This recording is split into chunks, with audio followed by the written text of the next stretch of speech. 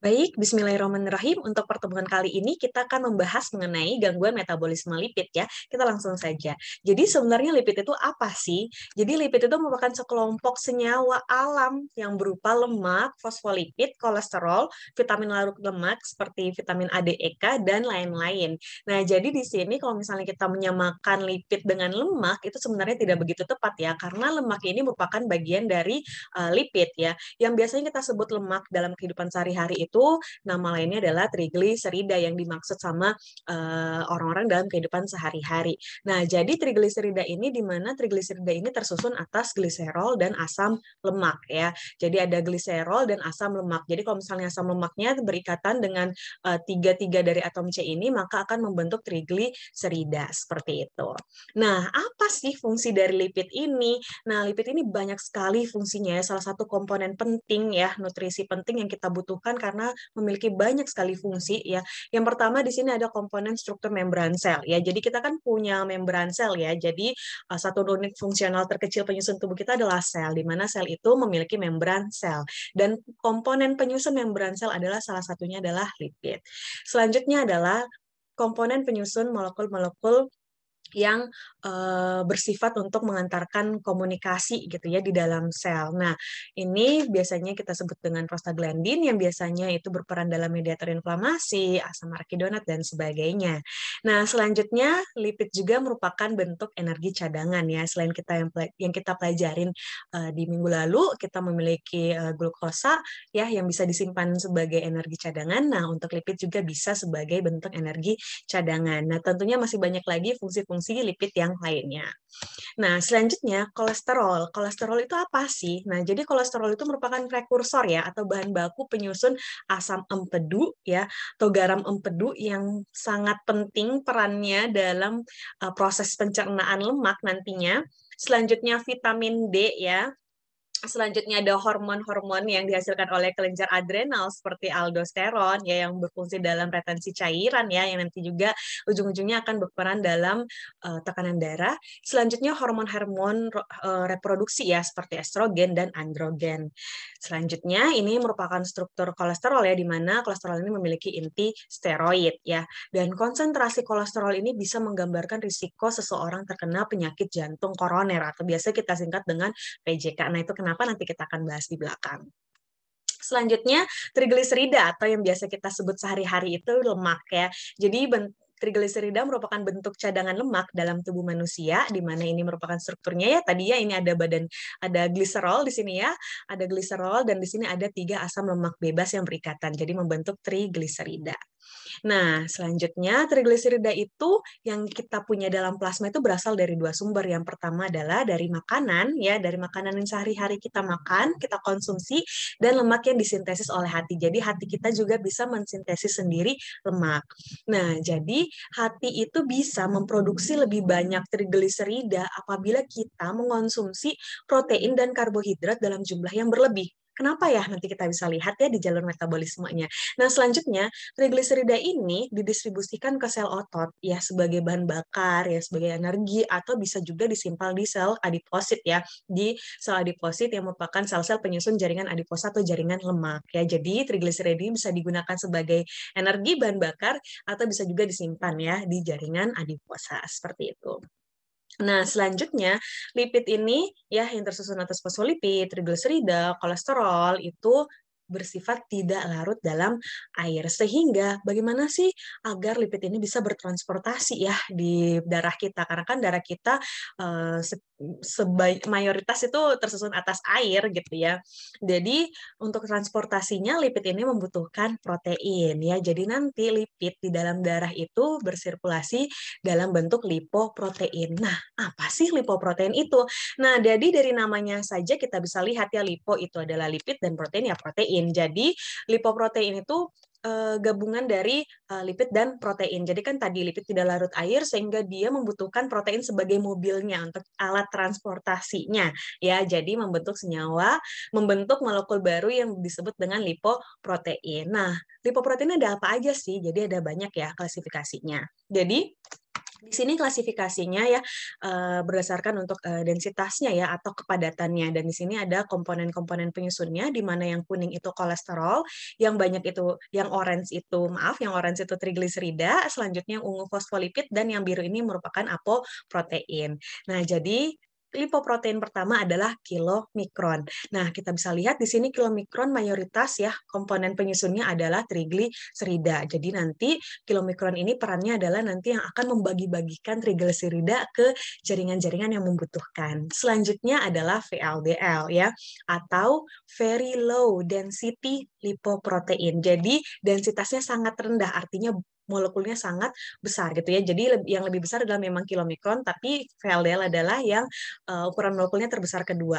Nah, di sini mayoritas juga masih didominasi oleh trigliserida. Makanya VLDL juga berperan dalam mengangkut trigliserida untuk dibagikan ke jaringan. Selanjutnya kita punya IDL ya. Di sini IDL intermediate density ya, jadi dia lebih kecil lagi ukurannya dibandingkan VLDL. Selanjutnya ini ada LDL yang biasa kita kenal ya dengan lemak jahat. Wah, kenapa ya bisa dikenal dengan sebutan lemak jahat? Nanti kita bisa lihat. Nah, jadi LDL ini mayoritas penyusunnya adalah kolesterol. Jadi di sini peran dari LDL itu untuk membagikan kolesterol ke jaringan-jaringan yang membutuhkan. Seperti yang kita pelajarin di awal tadi kan kolesterol itu banyak sekali ya perannya gitu. Nah, selanjutnya yang terakhir adalah HDL ya. Jadi HDL ini dominannya adalah protein ya. Jadi kolesterolnya sedikit dibandingkan LDL dan dia lebih banyak proteinnya. Jadi di sini nanti HDL itu tugasnya adalah mengambil sisa-sisa kolesterol dari jaringan. Bagaimana sih nanti kita lihat lebih detail di jalur metabolismenya. Nah, ini ya. Jadi ini klasifikasi berdasarkan densitasnya atau kerapatannya, kita bisa lihat ukurannya di sini ya. Jadi kilomikron itu yang paling besar, selanjutnya VLDL, selanjutnya IDL, LDL, dan yang paling kecil adalah HDL, seperti itu. Nah, bagaimana sih jalur metabolisme lipid secara umum dulu ya? Kita lihat di sini ketika kita mengonsumsi makanan ya dari luar yang mengandung karbohidrat, protein, lemak, dan mineral-mineral lainnya, nanti akan masuk ya, lalu turun ke esofagus ya, kemudian dicerna di lambung. Nah, setelah dari lambung di sini kalian bisa lihat di sini ada hati ya, di mana hati ini memiliki sambungan ya dengan saluran empedu, di mana nanti saluran empedu ini bisa mengeluarkan garam-garam empedu. Nah, tadi ya perannya adalah bisa mengemulsifikasi lemak ya. Nanti di sini akan turun menuju usus halus ya, di mana terjadi pencernaan secara sempurna gitu ya dari makanan-makanan yang kita konsumsi dari luar. Nah, kita coba lihat lebih detail lagi.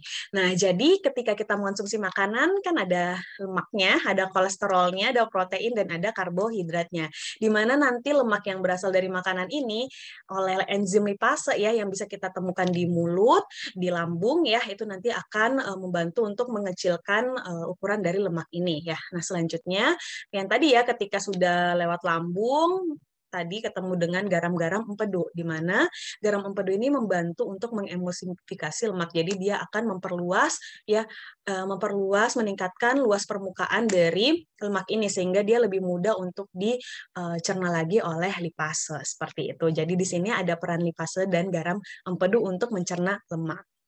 Selanjutnya nanti dari lemak ini akan membentuk misel ya, di mana misalnya ini tersusun atas asam lemak sama gliserol ya. Tadi kan kita ingat lagi ya di awal kalau misalnya lemak itu tersusun atas gliserol dan asam lemak ya. Jadi trigliserida itu tersusun atas asam lemak dan gliserol seperti itu. Jadi di sini terbentuk misel ya, di mana nanti untuk kolesterol dan protein juga bisa langsung ya menuju ke enterosit ya. Jadi nanti di sini karbohidrat juga dalam bentuk monosakarida ya nanti akan menuju ke enterosit atau sel-sel di dalam usus halus ya. Jadi ini kalau misalnya karbohidrat kita sudah bahas di pertemuan yang sebelumnya ya. Nah, lanjut mereka akan menuju enterosit atau sel-sel di usus halus ya. Jadi tadi misal-misalnya akan dilepaskan, jadi ada asam lemak di sini sama gliserol ya, yang kemudian nanti akan dirangkai ulang ya menjadi trigliserida. Selanjutnya kan tadi kita punya kolesterol sama protein juga ya. Nah, nanti kolesterol sama protein ini beserta trigliserida akan membentuk kilomikron ya. Makanya tadi kalau misalnya kita mengonsumsi tinggi protein juga bisa meningkatkan profil lipid ya, salah satunya karena bisa membentuk kilomikron. Nah, selanjutnya untuk kilomikron ini karena ukurannya besar tidak bisa langsung menembus sirkulasi darah. Ya, jadi kilomikron ini akan melalui pembuluh limfatik untuk bisa masuk ke sirkulasi darah ya. Sehingga nanti kalau misalnya sudah masuk ke sirkulasi darah, kilomikron ini tadi ya mayoritas penyusunnya adalah trigliserida dan trigliserida ini akan dibagikan ke jaringan-jaringan. Kalau misalnya sudah nih, sudah selesai tugasnya kilomikron, maka kilomikron ini nanti sisanya akan kembali menuju hati seperti itu. Selanjutnya tadi kan kita punya monosakarida juga ya yang nanti akan langsung diserap ke sirkulasi darah dalam bentuk glukosa ya. Nah, nanti glukosa seperti yang sudah kita pelajarin sebelumnya ya, jadi bisa ke jaringan perifer dan juga bisa menuju ke hati seperti itu. Nah, jadi kita lihat nih di hati. Nah, tadi kan di hati glukosa ya. Jadi glukosa ini akan mengalami proses glikolisis menghasilkan pirufat dan gliserol, di mana pirufat ini akan mengalami serangkaian reaksi lagi, ya serangkaian metabolisme menjadi asetil-CoA yang kemudian akan dimetabolisme lebih lanjut menggunakan ya dengan bantuan enzim HMG-CoA reduktase menjadi kolesterol ya. Jadi di sini ya mengapa kalau misalnya kita juga mengonsumsi tinggi glukosa, tinggi karbohidrat juga bisa meningkatkan kadar kolesterol di dalam darah karena glukosa itu bisa diubah menjadi kolesterol seperti itu ya. Dan nanti ini di sini kolesterol juga bisa diubah menjadi asam empedu yang tadi ya perannya dalam mengemulsifikasikan lemak. Nah, selanjutnya asetil-CoA selain dia bisa dimetabolisme lebih lanjut menjadi kolesterol, asetil-CoA ini juga bisa dimetabolisme menjadi asam lemak. Lagi-lagi nih, ada gliserol, ada asam lemak, nanti bisa membentuk trigliserida. Nah, jadi trigliserida ada lipoprotein yang berasal dari protein, fosfolipid ada sama kolesterol. Nanti mereka akan dirangkai membentuk lipoprotein lainnya. Di sini ada dua lipoprotein yang bisa dibentuk oleh hati. Yang pertama adalah HDL, di mana HDL ini perannya adalah yang tadi ya, yang mengangkut kelebihan kolesterol. Dan lipoprotein selanjutnya yang dihasilkan adalah VLDL, di mana VLDL ini bisa membagikan asam lemak dan trigliserida ke jaringan. Seperti itu. Nah, selanjutnya HDL dan VLDL ini akan dikeluarkan dari hati menuju ke sirkulasi darah. Ya. Nah, tadi ini ya, jadi kilomikron tadi yang sudah melaksanakan tugasnya membagikan trigliserida ke jaringan, nanti akan menuju kembali ke hati, ya, akan berkaitan dengan reseptor LDL yang ada di hati sehingga nanti bisa didaur ulang di dalam hati seperti itu. Nah, selanjutnya nih, kan tadi udah ada ya VLDL sama HDL yang dihasilkan oleh hati. Nah, jadi nanti VLDL itu akan dimetabolisme lebih lanjut ya. Di sini ada enzim lipoprotein lipase di dalam darah ya. Jadi nanti VLDL ini akan diubah menjadi IDL yang selanjutnya ini akan membuat pemecahan tersebut tadi menghasilkan asam lemak bebas. Nah, asam lemak bebas ini bisa digunakan oleh jaringan adiposa ya untuk disimpan sebagai energi atau bisa digunakan oleh jaringan-jaringan yang memang membutuhkan asam lemak bebas sebagai energi.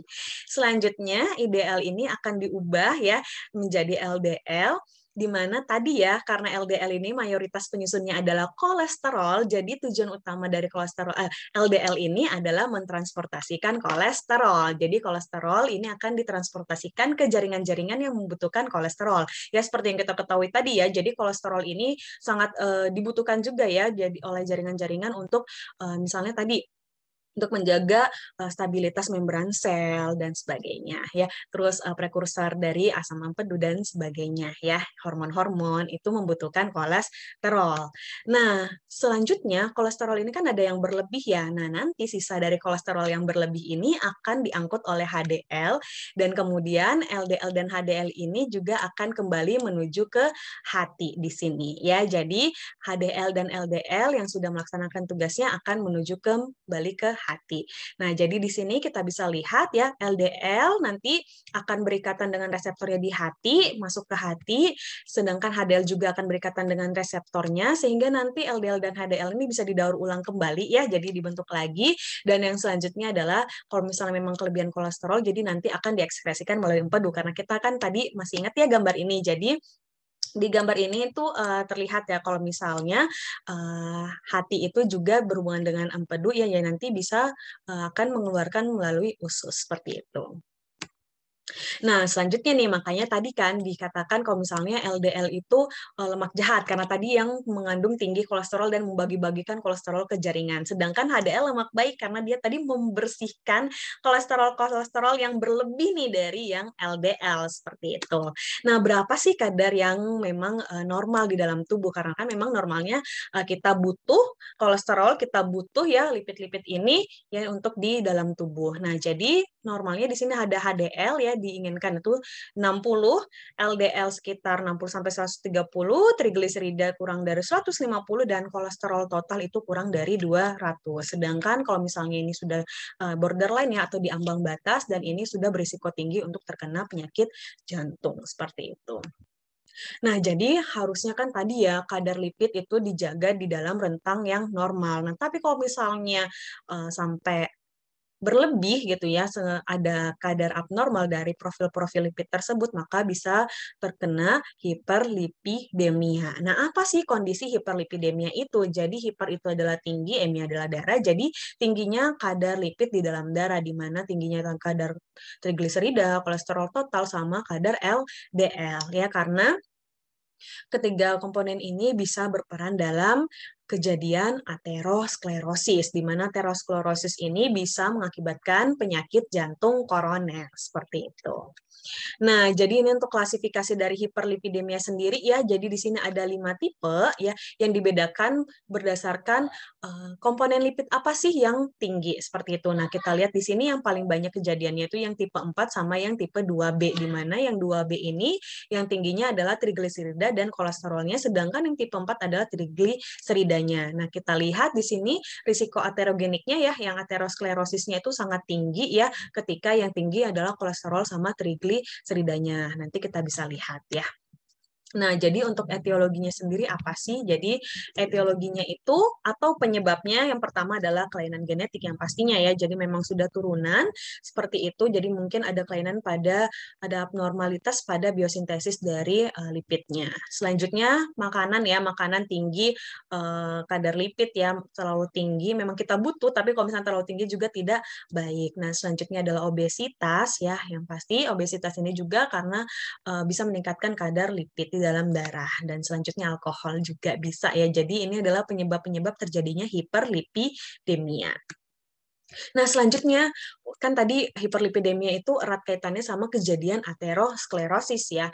Nah, bagaimana sih sampai bisa terjadi aterosklerosis? Nah, ini kita lihat dulu nih penampakan pembuluh darah. Yang bagaimana sih yang disebut dengan aterosklerosis itu atau penimbunan plak-plak.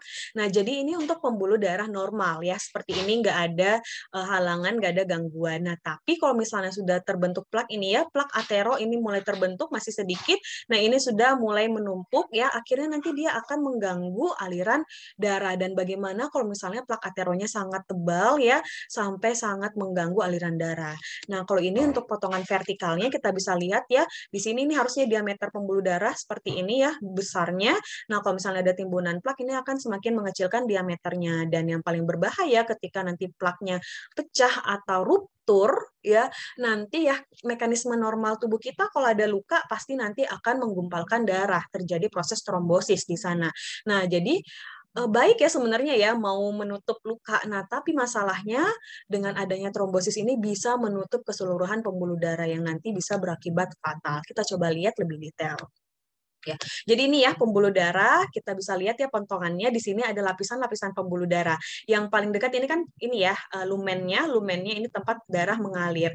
Nah, selanjutnya di sini ada tunika intima ya, ada tunika intima yang paling dekat dengan darah. Selanjutnya di bawah tunika intima ada tunika media yang coklat ini ya. Jadi kita nanti coba lihat potongan dari tunika intima dan tunika media. Yang paling luar adalah tunika adventitia yang terdiri dari jaringan ikat ya.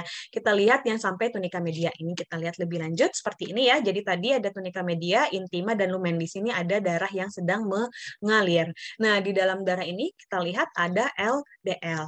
Yang pertama terjadi adalah adanya disfungsi atau kelainan pada endotelium ya, sel-sel endotelium yang menyusun dari pembuluh darah ini. Jadi karena adanya disfungsi atau abnormalitas dari endotelium ini, maka LDL ini bisa masuk ke dalam tunika intima ya, ke dalam jaringan pembuluh darah ini.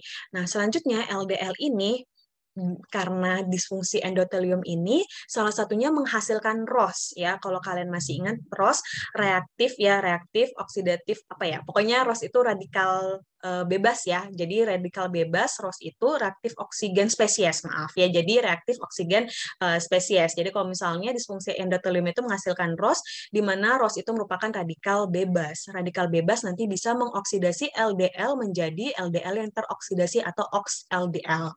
Selanjutnya, OX-LDL ini, nah, jadi kalau misalnya sudah terbentuk nih OX-LDL, disfungsi endotelium juga bisa mengakibatkan memanggil monosit. Ya, monosit merupakan salah satu komponen sel imun ya, sel darah putih kita. Nah, nanti monosit bisa masuk dan berubah menjadi makrofag, berproliferasi menjadi makrofag. Di mana nanti kalau misalnya makrofag ini ketemu dengan oksidasi LDL yang sudah teroksidasi, nanti mereka akan membentuk sel busa. Nah, jadi nanti semakin banyak sel busanya, nanti sel busa ini bisa mensimulasi ya. Jadi nanti sel otot polos ini bisa bermigrasi. Yang awalnya kan tadi ya, sel otot polos ini hanya berada di tunika media, tapi karena ada stimulasi dari sel busa, maka sel otot polos bisa bermigrasi ke tunika intima. Jadi dia bisa naik. Nah, lama-kelamaan kalau misalnya terjadi penumpukan ya, sel busanya numpuk, terus jaringan ikatnya jaringan otot polosnya semakin naik ke atas ya, semakin naik ke tunika intima, jadinya nanti akan terbentuk plak ya. Jadi di sini juga akan terstimulasi terbentuknya kolagen yang membuat plaknya tuh keras, mengeras seperti itu. Nah, selanjutnya yang paling berbahaya adalah ketika ini ya kejadian kalau misalnya sampai ruptur atau plak ini pecah gitu ya. Jadi di situ nanti akan ada trombosis yang bisa menutup pembuluh darah. Sehingga ini ya tadi ya terjadi seperti ini, yang plaknya terus nanti ruptur, pecah, nah nanti akan terbentuk trombosis sehingga nanti bisa menutup aliran darah.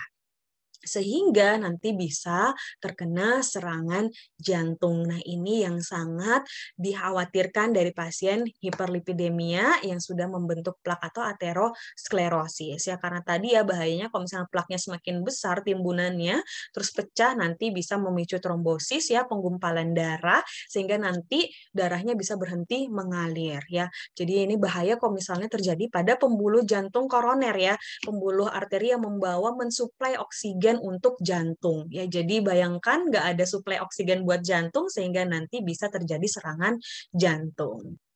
Nah, ini untuk tanda-tanda serangan jantung ya. Jadi yang paling pertama terasa pasti nyeri pada dada, selanjutnya itu ada pusing, mual, muntah, terus jadi nyeri ya pada sekitar dagu sama leher ya, belakang sekitar leher ini, terus nyerinya bisa menjalar ya ke lengan dan bahu, selanjutnya nafasnya ada pendek-pendek seperti itu ya. Jadi mengalami kesulitan bernafas karena tadi ya otot jantungnya tidak mendapatkan suplai oksigen yang cukup. Nah, selanjutnya bahaya dari hiperlipidemia sendiri ini juga bisa menyebabkan komplikasi ke berbagai hal. Ya, tadi kalau misalnya menghambat ke pembuluh darah jantung, itu bisa menyebabkan penyakit jantung koroner. Kalau misalnya yang terhambat adalah pembuluh darah yang mengalirkan oksigen ke otak, maka bisa terjadi stroke ya. Dan ini untuk pembuluh perifer itu bisa mengakibatkan gangren ya. Jadi gangren itu kayak karena kematian sel-sel ya, karena tadi luka itu susah untuk sembuh gitu karena tadi ya ada hambatan pada aliran darahnya. Nah, selanjutnya nih kita perlu ya untuk menganalisis dari kadar kolesterol. Nah, untuk metode analisisnya ada 3 ya. Yang pertama adalah kolorimetri. Di sini untuk kolorimetri ini untuk metode yang Lieberman ini di sini nanti reaksinya akan menghasilkan warna hijau ya. Jadi kolesterolnya akan bereaksi dengan anhidrat asam asetat ya. Jadi dalam suasana asam asetat ya, asam sulfat pekat, dan di sini harus bebas air karena air itu bisa mempengaruhi intensitas warna. Jadi nanti intensitas warnanya tidak stabil kalau misalnya terdapat air. Dan intensitas warnanya diukur pada panjang gelombang 620 nanometer. Jadi menggunakan bantuan dari spektrofotometri visible. Selanjutnya di sini metode ini kurang disukai karena dapat merusak alat ya, karena di sini menggunakan asam sulfat pekat. Selanjutnya adalah metode ZAK. Di sini pembentukannya adalah pembentukan warna merah ya dengan asam asetat ya di sini. dengan FeCl3 dan H2SO4. Dan di sini juga jarang digunakan karena menggunakan asam yang bersifat korosif ya. Dan metode kolorimetri ini ya tadi Lieberman sama Zak ini membutuhkan preparasi ya untuk mengekstraksi sampelnya, jadi cukup rumit seperti itu. Nah, jadi ini sudah tidak terlalu digunakan. Selanjutnya adalah metode enzimatik ya, di mana metode enzimatik ini ada dua reaksi. Yang pertama adalah untuk mengubah si kolesterol ester yang ada di sampel menggunakan enzim kolesterol ester ya menjadi kolesterol dan asam lemak. Selanjutnya kolesterol ini nanti akan diubah oleh enzim kolesterol oksidase ya menjadi kolesterol dan H2O2. Nah, selanjutnya untuk reaksi indikasinya di situ terdapat H2O2 ya yang nanti akan direaksikan menggunakan reaksi Trinder yang sudah kita pelajarin juga di pertemuan sebelumnya.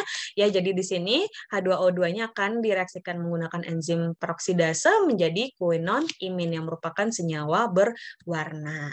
Nah, enzimatik ini, metode ini paling banyak digunakan di laboratorium klinik karena reprodusibilitasnya tinggi dan lebih spesifik dibandingkan kolorimetri dan juga tidak merusak alat seperti itu.